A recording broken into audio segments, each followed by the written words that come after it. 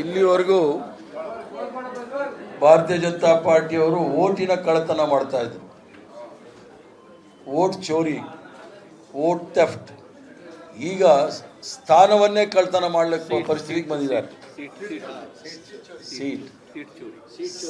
Seat ಚೋರಿ, ಕುರ್ಸಿ ಚೋರಿ, ಸ್ಥಾನ ಕಳ್ಳತನ ಮಾಡ್ತಕ್ಕಂಥ ಈ ಕೀಳು ಮಟ್ಟಕ್ಕೆ ಇಳಿದಿದ್ದಾರೆ ಭಾರತೀಯ ಜನತಾ ಪಾರ್ಟಿಯವರು. ಇದೇನು ನನಗೆ ಹೊಸದಲ್ಲ. ನಾನು ಇದರಲ್ಲಿ ಡಾಕ್ಟರೇಟ್ ತಗೊಂಡಿದ್ದೀನಿ. 2 ತಿಂಗಳ ಹಿಂದೆ ಹರಿಯಾಣದಲ್ಲೂ ಸಹ ರಾಜ್ಯಸಭಾ ಚುನಾವಣೆ ಮಾಡುವಾಗ ನಮಗೆ 37 ಓಟ್ಗಳಿತ್ತು. ನಮಗೆ ಬೇಕಾಗಿದ್ದು 31, ನಮಗೆ ಸಿಕ್ಕಿದ್ದು 27. 4 ಓಟ್ಗಳನ್ನು ಅವರು ಇನ್ವ್ಯಾಲಿಡ್ ಮಾಡಿದ್ದಾರೆ. 2016ರಲ್ಲಿ ಒಂದು ಚುನಾವಣೆಯಲ್ಲಿ ನಮ್ಮ ಹತ್ರ ಇದ್ದಿದ್ದು 14 ಓಟು ಕೂಡ ಇನ್ವ್ಯಾಲಿಡ್ ಮಾಡಿ ಭಾರತೀಯ ಜನತಾ ಪಾರ್ಟಿ ಸದಸ್ಯರನ್ನು ಆರಿಸಿದ್ದಾರೆ. ಇದೇನು ಹೊಸದಲ್ಲ. ಈ ಒಂದು ಕುತಂತ್ರ, ಷಡ್ಯಂತ್ರ, ಪ್ರಜಾತಂತ್ರವನ್ನು ಸಂಪೂರ್ಣವಾಗಿ ನೆಲಸಮ ಮಾಡಲಿಕ್ಕೆ ಪ್ರಯತ್ನ ಮಾಡ್ತಾ ಇದ್ದಾರೆ. ಸಂವಿಧಾನವನ್ನು ಮೀರಿ ಕೆಲಸ ಮಾಡಲಿಕ್ಕೆ ಪ್ರಯತ್ನ ಮಾಡ್ತಾ ಇದ್ದಾರೆ.